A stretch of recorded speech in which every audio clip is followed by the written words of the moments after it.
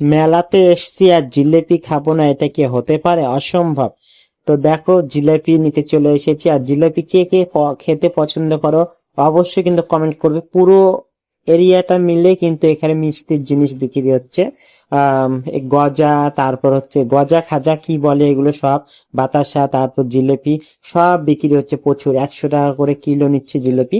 তো আমি এখান থেকে জিলেপি নিয়ে নিলাম তো বাড়ির জন্য। তো দেখো খুব সুন্দর লাগছে কিন্তু দেখতে। আমি হাফ কিলো নিলাম 50 টাকার। তো এটাই ফাটাফাটি, বাড়িতে মিষ্টি জিনিস সেইরকম সবাই পছন্দ করে না। আমি একটা থেকে দুটো খাবো হয়তো, খুব একটা খাবো না। তো জিলাপিটা নিয়ে নিলাম এক কাকিমার দোকান থেকেই হবে। তো সেখান থেকে নিয়ে আমি বেরিয়ে যাচ্ছি, টাকা দিয়ে দিলাম। তারপর মেলার মধ্যে প্রচুর ভিড়। আর এটা কিন্তু আমাদের নয়াবাজার নিঃসানী মেলাতে, ঠিক আছে? তো সেখানে এসেছিলাম, বেরিয়ে যাচ্ছিলাম রাস্তার দিকে দেখো খুবই ভিড় ভাট্টা লেগেই আছে, কিন্তু গাড়িগুলো যেতে পারছে না ঠিকঠাক মতো। প্রচুর ভিড় হয়েছে প্রচুর। এবার আগের বছরের তুলনায় এ বছরে প্রচুর ভিড় হয়েছে দেখো।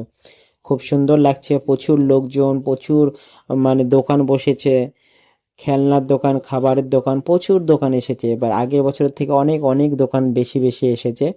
তো এই ভিডিওটা তোমাদের সঙ্গে শেয়ার করলাম। জিলাপি যাই যাই খেতে পছন্দ করো কমেন্ট করো।